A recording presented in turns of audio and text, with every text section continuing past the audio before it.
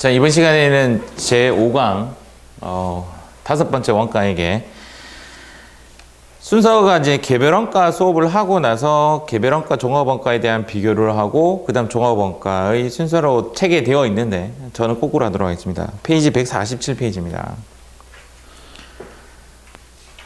거기 보면 이제 종합원가와 개별원가의 비교라고 되어 있죠. 제가 지금 제목도 개별원가와 종합원가 vs vs 종합원가 이렇게 해놨어요. 얘가 시험에 나올 확률은 되게 높습니다. 그래서 이번 시간에는 개별원가와 종합원가의 특징에 대해서 정리를 먼저 한번 해보도록 하겠습니다. 지금 책에는 이제 왼쪽이 종합원가니까 왼쪽에 이렇게 종합원가라고 한번 써볼게요. 종합원가와 개별원가에 대한 특징. 종합원가는 일단 특징이 대량 생산입니다. 생산 자체가 대량 생산. 그럼 얘는 이제 반대니까 어떻게 되죠? 대량이 아니라 소량 생산 이렇게 되는 거죠. 일단 얘가 키워드예요. 얘가 키워드가 되니까 대량은 품종이 많아요, 적어요? 많아요. 예, 품종이 작죠. 그래서 소품종이 되죠. 품종이 작을 수가 없습니다. 대량 생산하는데 품종이 많아 보이면 문제가 되죠. 거꾸로 소량 생산하니까 품종 자체가 많습니다. 예, 다품종이랍니다. 이 용어에서 이제 앞에 단어와 뒤에 단어는 결론적으로 반대가 된다는 것은 이제 깨달았죠. 소대, 소대, 뭐 소대, 대소 이런 식인데 얘를 기억하시기 바랍니다. 얘를 기억하는 것보다는 얘를 기억하는 게 좋죠. 대량 생산이다라는 것을 기억하는 게 좋죠. 그래서 종합원가의 개념은 많이 생산하는 거예요. 뭐가 있죠? 예를 들어서 종이, 뭐 밀가루, 맞죠? 우리 옷 같은 것도 대량 생산이죠. 자동차, 자 이런 것들이 대량 생산이고 소량 생산은 뭐죠? 배, 건물, 또 뭐 있죠? 비행기, 뭐 이런 거. 이런 업종들이 시험에 나오는데 업종들을 외우는 것이 아니라 이런 식이죠. 얘 업종들의 특징이 뭐예요? 만들어 놨으니까 개념은 골라가세요죠. 골라가세요 이렇게 하는 거. 만들어 놨으니까 골라가세요 개념이고, 개별원가는 주문하고 나서 뭐 하는 거다? 주문 후 생산 시스템을 갖고 가는 거죠. 요게 이제 특징입니다. 해당 문제에서는 이제 업종을 묻는 문제가 나와요. 이 업종 묻는 문제가 나오면 이제 속으로 골라가세요라는 종목은 종합원가 쪽이고 주문을 생산하는 것 쪽에는 개별원가 쪽이다. 이렇게 보시면 됩니다. 그게 지금 위에 보면 생산 형태, 적용 대상 업종 이렇게 되어 있고요. 계속 지시서. 여기는 종합원가는 지금 책에는 계속 제조 지시서, 특정 제조 지시서가 되는데 일단 제조 지시서라는 개념은 이쪽이에요. 앞에 있는 단어가 포인트가 아니라 일단은 지시하는 쪽이다. 그래서 개별원가는 이런 식이죠. 본사에서 이쪽으로 A라는 팀에게 지시를 한다. 이렇게 생각하시면 좋습니다. B라는 팀에게 지시를 한다. 이런 개념이면 좋고, 얘는 약간 어떤 개념이냐면 A가 끝나면 B가 진행이 되고 B가 진행이 되면 C가 진행이 되고 약간 이런 개념인 거죠. 그래서 B는 A가 끝나지 않으면 못해요. 신발을 만드는 회사인데 A는 뭐냐면 신발 바닥을 만들고 이런 개념이에요. 얘는 신발 덮개를 만들고, 그러면 덮개를 만들려면 바닥이 있어야 되잖아요. 그러니까 B는 A가 없으면 진행이 안 되는, 약간 이렇게 1공정, 2공정, 3공정. 얘는 약간 느낌 어떤 느낌이냐면 보고서. 시험에는 보고서라고 나와요. 보고서. 얘는 뭐라고 나오냐면 지시서의 개념으로 나와요. 그리고 이렇게 지시를 하면 이렇게 지시라고 할게요. 지시를 하게 되면 공장에서 본사로 무엇을 하냐면 백시키죠. 보고를 하겠죠. 그 보고를 뭐라고 하냐면 여기는 원가 계산표라고 합니다. 그래서 어느 책에는 원가표라고 되어 있고 어느 책에는 원가 계산표라고 합니다. 그래서 간단하게 원가표를 쓰겠습니다. 원가표라는 것이 거기 보다시피 지시서의 특징이요. 책에는 계속이라는 뜻이지만 책에는 계속이라는 용어를 쓰고 있지만 보고서로 이야기를 바꾸도록 하겠습니다. 거기에 있는 내용을 보고서로, 시험에도 보고서로 나와요. 보고서로 나오고 여기는 책에는 특정 제조 지시서라고 나오지만 그냥 지시서 자체 그리고 원가표 자체에 대해서만 보고에 대한 개념을 잡아가시면 됩니다. 이 원가표 안에는 또 무엇이 들어있느냐라고 시험에 나온 적이 있어요. 우리는 원가라고 하면 세 가지죠. 직, 제, 직, 노, 제, 간. 이런 거죠. 직제, 직노, 제간이 들어가 있는 표의 이름은 하면 답은 원가표 또는 원가 계산표. 원가표를 중요시 여기는 원가 방법은 개별원가. 지시서가 중요한 원가 방법은 개별원가. 이렇게 가면 됩니다. 자, 그 다음 원가 계산 방법. 여기 보면 공정별, 기간별 원가를 함으로 이런 말이 있죠. 맞죠? 그럼 일단 여기 키워드를 먼저 찾아볼게요. 키라고 할까요? 키워드. 얘도 키워드고 얘도 키워드. 키워드가 공정별이라는 용어를 써요.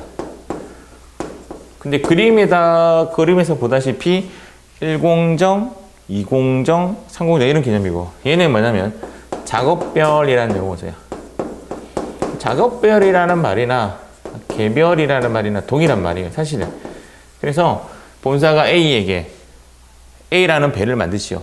본사가 B에게 B라는 배를 만드시오. 개별 지시죠. 개별. 그래서 개별, 작업별 이 키워드가 되죠. 그리고 여기 또 키워드가 또 뭐가 있냐면 완성품이라는 용어를 써요. 완성품을 다른 말로 이제 제품입니다. 제작해 가는 그 과정에 최종 제품을 완성품이라는 용어로 좀 나오고 그 다음 또 여기 키워드 하나 더 써볼게요. 여기에 환산량이라는 용어를 씁니다. 키워드. 환산량이라는 용어는 퉁치는 거예요. 한 개 투입된 계산을 하는 것이 아니라 전체에 투입된 양을 예를 들어서 페인트 한 통을 10개에 쏟아보았다. 이러면 한 통 나누기 10 해서 한 개 들어간 것이 10분의 1씩의 페인트 비용이 들어가는 거죠. 실질적으로 개별로 계산한다면 페인트 찍어서 여기 바르면 여기에 실제 들어갔던 양만큼을 정확하게 책정해야 되는데 그렇게 책정하기 힘든 거죠. 종합원가는 너무 많으니까 그냥 한 통 투입시키고 거기에 나누기 수량을 해버리는 거죠. 그것을 환산량이라고 합니다. 퉁쳐버린다 이렇게 보시면 되고 얘는 키워드가 지시서 그리고 원가표 그리고 작업별 그 다음 개별이라고 정의가 돼요. 여기 어떤 이야기냐면 다음 중 종합원가 특징이 아닌 것은 이라는 문제가 나오면 보고서, 공정별, 환성품, 지시서 얘가 답인 거죠. 키워드가 원가표라는 용어는 개별원가의 특징이고 완성품이나 환산량이라는 용어는 종합원가의 특징이다. 이렇게 기억하시면 됩니다. 자, 원가 계산 방법이라고 되어 있는데 얘는 이제 이렇게 기억하시면 좋아요. 자, 이렇게 보시면 우리가 이제 울산에서 동구로 가다 보면 자동차를 먼저 만나요? 중공업을 먼저 만나요? 자동차를 먼저 만나죠. 맞죠? 그렇다고 보고 잘 모르시니까 서울에서 오시면 잘 모르지. 그래서 이렇게 걸어가는 거야. 걸어가는 거야. 아시겠죠? 이쪽으로 걸어가는 거 좀 보이죠? 이렇게 걸어갑니다. 이렇게 걸어가면 여기에 탁 걸리는 여기는 현차예요. 현차. 현대자동차. 아시겠죠? 자, 요렇게 가서 쭉 가다가 현대장공업은 여기에요. 자, 이렇게 나누는 거죠. 이렇게 나누는 거예요. 그래서 현대자동차는 대량 생산 쪽이에요. 물론 주문 생산 자동차는 개별원가입니다. 우리가 많이 생산하는 차들 있죠. 뭐 국민차라고 하면 뭐지? 소나타 같은 거는 대량 생산 쪽이죠. 그래서 얘 이름이 뭐죠? 재료비 맞죠? 직제. 얘 이름은? 요 이름 가공비의 나눔이 중요하다. 이렇게 합니다. 종합원가는 재료비와 가공비의 나눔이 중요하다. 또는 직제와 가공비의 나눔이 중요하다. 얘는 이렇게 나누었죠. 그럼 얘가 얘를 뭐라고 하죠, 우리는? 오케이. 직접비. 얘는 제조 간접비의 나눔이 중요하다. 제조 간접비의 나눔이 중요하다. 그리고 제조 간접비라는 놈 자체가 개별원가에서는 별로 안 좋은 단어죠. 추적이 불가능한 거죠. 개별원가에서 추적이 불가능하다는 건 별로 좋지 않아요. 그래서 얘를 서로 나누는 분배, 예정 데이터니까 분배하는 것이 배분이라고 해야 되나? 똑같은 용어죠. 하는 것이 중요하다.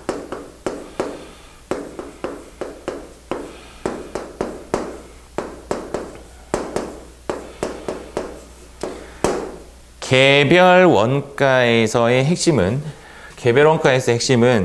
제조 간접비 계산하는 거예요. 제조 간접비를 어떻게 합리적으로 나누어서 계산하는가 하는 것이 제조 간접비, 즉 개별 원가 이꼴은 제조 간접비 계산이다 라고 생각할 정도예요. 그래서 지금 현재 147페이지 기말 제공품의 평가 있죠?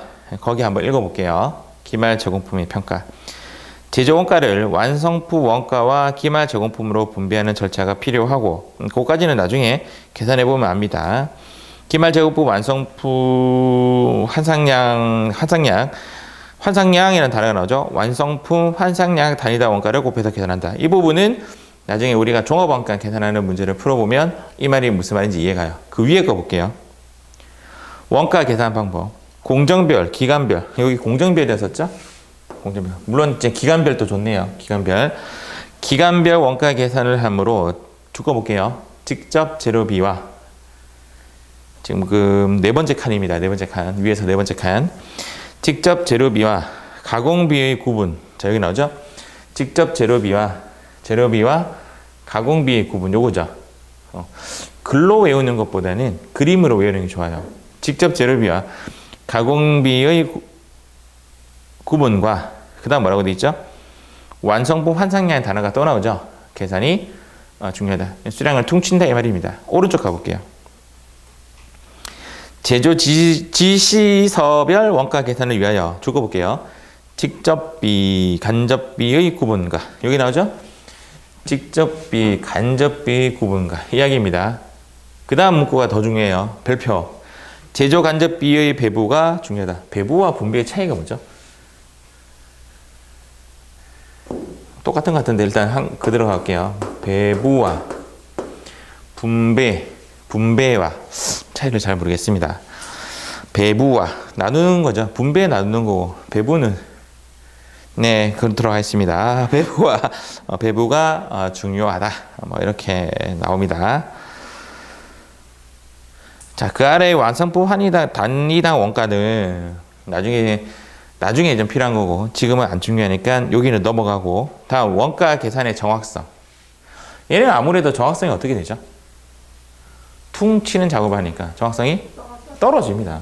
여기 좀 칸이 모자라니까 여기 쓸게요. 정확성이 떨어집니다. 정확성이 떨어지는 대신 시간과 비용은 적게 들겠죠. 맞죠?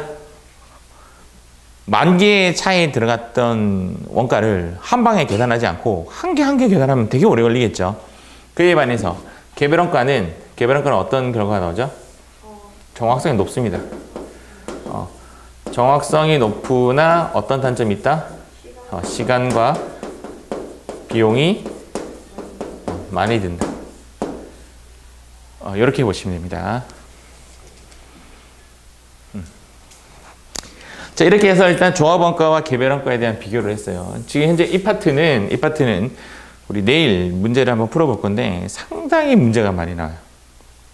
그래서 이 표를 그대로 하나 암기하시기 바랍니다. 자, 이번에는 이제 무엇을 할 거냐면 이번에는 개별원가에 관련된 공식 하나 알려드리도록 하겠습니다. 자, 여기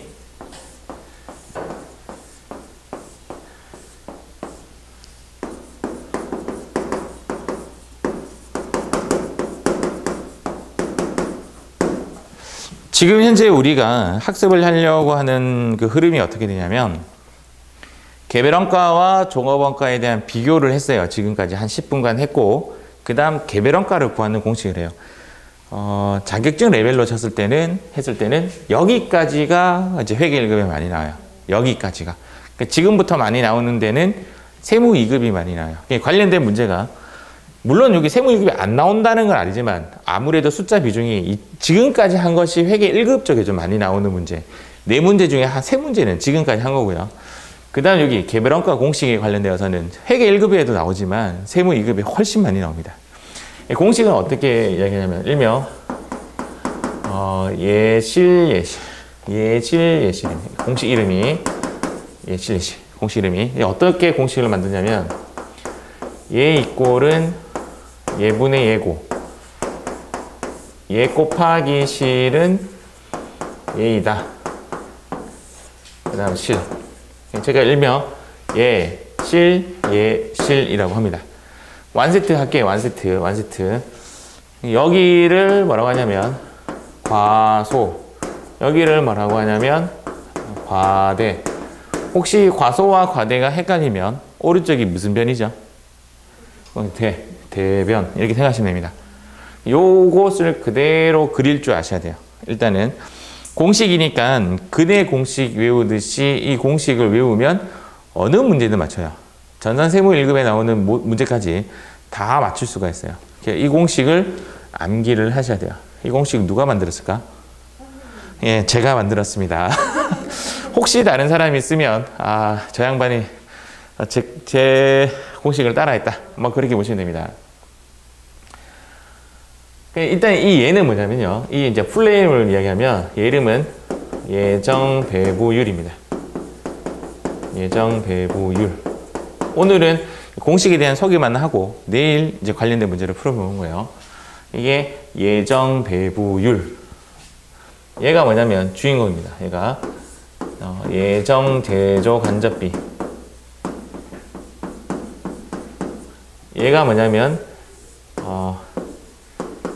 예정기준. 이렇게 됩니다. 칠판이 좁아서 이렇게 좀 적고 있습니다. 우리가 율을 뭐라고 해요? 율. 보통 비율할 때 율이라 그러잖아요. 레이셔. 그렇죠? 율.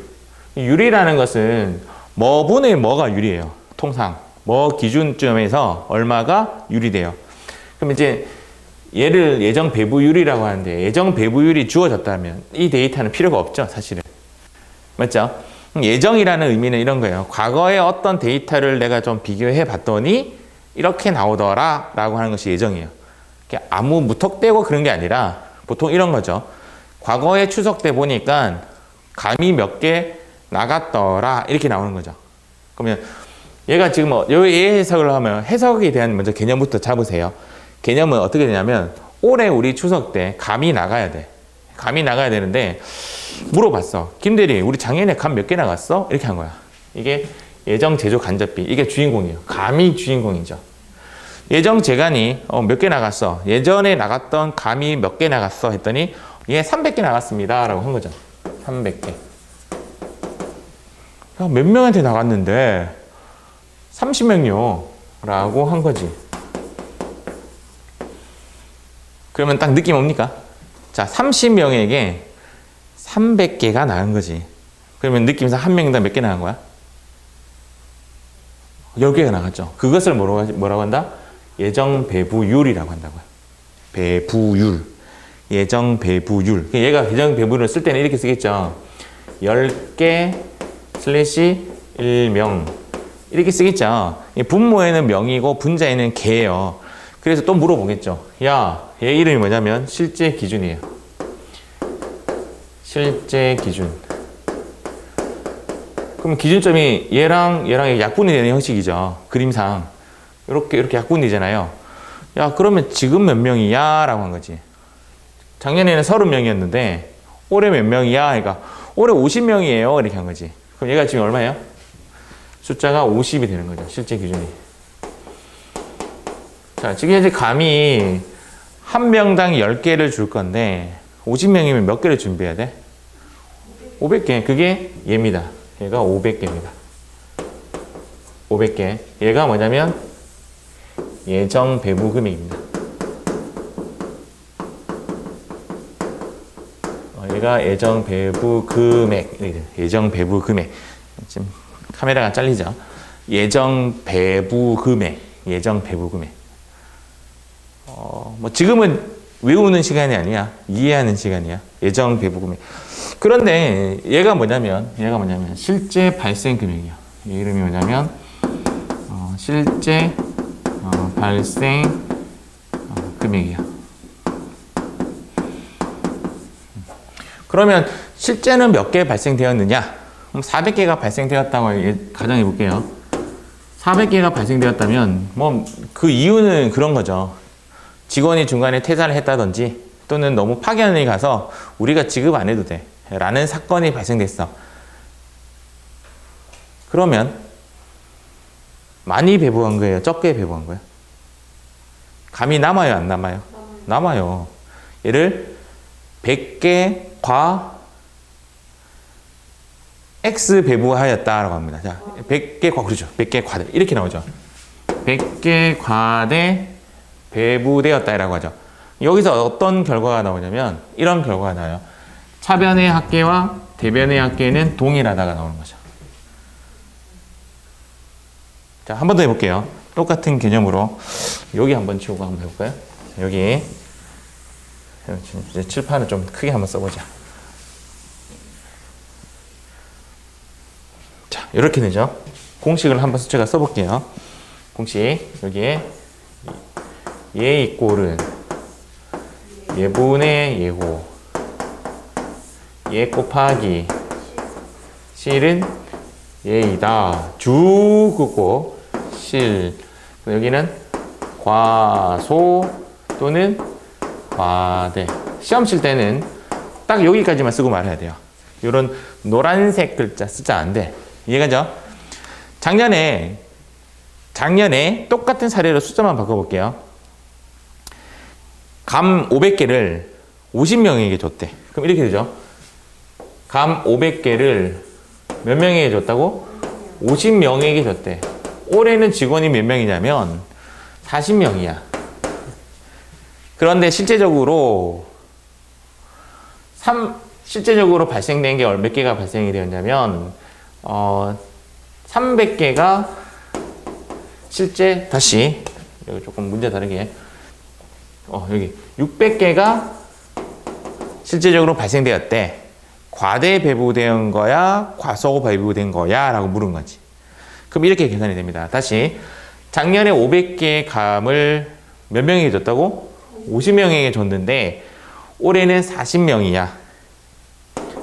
그런데 실제적으로 발생한 것은 600개가 발생이 되었어. 과대 배부야? 과소 배부야? 한번 풀어보도록 하겠습니다. 그럼 500개를 50명에게 나눴으니까 실제적인 우리의 배부율은 몇 개였냐면 10개라고 이제 생각을 한 거지. 10개라고 생각하고 40명에게 했더니 몇 개가 준비되었다? 400개가 준비되었는데 실제로는 600개가 나간 거지. 그 이유는 뭐냐면 중간에 신입의 입사도 있었고 또 타 회사의 직원들도 좀 있어서 같이 나눠준 거지. 그러면 더 줘야 돼요? 회수해야 돼요? 더 줘야지. 그럼 과땡 배부가 되었죠? 그렇지. 차변과 대변의 합계가 동일하다 생각하면 여기가 200이 모자라겠죠. 이때는 200개가 과소 배부되었다 라고 표현합니다. 지금 현재 개별원가 문제 방식에 대해서는 여러분들이 이 정도 측정을 하시고 마지막 마무리 하나만 할게요. 마무리가 뭐냐면 이렇게 마무리가 됩니다. 지금 우리가 계산하고 있는 부분이 어디냐면 여기예요. 여기. 얘가 제조간접비죠. 얘가 과대 또는 과소 배부가 되었다라는 거죠. 그러면 자, 잘 보세요. 주주주주 설명할 건데 결론은 이거예요. 얘가 지금 과대 배부됐다, 과소 배부됐다. 자, 우리가 앞서서 정상원가라 예정원가라는 단어를 한번 배운 적이 있습니다. 예정원가는 무엇을 예정으로 한다고 했죠? 얘를 예정으로 하죠. 얘는 실제 데이터를 쓰는데 얘는 예정 데이터를 써요. 그래서 예정 배분을 한다고. 그리고 나서 다 끝나고 나서 정산 작업을 하는 거예요. 정산 작업을 했으니까 얘가 수정이 되었죠. 그럼 얘 수정되었으니까 얘가 수정이 되겠죠. 그럼 얘가 수정이 되면 얘 또는 얘가 수정이 됩니다. 그럼 얘가 수정이 되겠죠. 그럼 얘가 얘 또는 얘가 되니까 얘가 수정이 됩니다. 즉 얘는 또 나중에 얘가 되죠. 결론은 뭐냐면 얘가 수정이 되면 얘네들 데이터가 다 바뀌어요. 얘가 최종 얘가 뭐죠? 매출 원가가 바뀌어요. 매출 원가가 바뀌면 당기 순이익이 바뀌어요. 결론은 이겁니다. 결론은 이건데 답은 이게 아니에요. 개별 원가 데이터에 의해서 예정 원가를 이제 실제 데이터로 수정 작업을 하게 되면 얘네들이 다 바뀌어서 당기 순이익이 바뀐다. 이게 정답이에요. 근데 보통 나오는 문제는 뭐냐면 다음 중 제조 간접비의 과대 배부, 과세 배부를 고쳤을 때 영향을 미치지 않는 애들은 이게 나와요. 답은 직제와 직노가 정답이 됩니다. 직제와 직노는 영향을 미치지 않아요. 제조 간접비만 영향을 미치는 거지. 제조 간접비가 영향을 미치니까 단기 제공품, 기말 제공품, 단기 제품 다 영향을 미치는데 직제 직노는 영향을 미치지 않는다. 이렇게 된 거죠. 과대 배부되든 과소 배부되든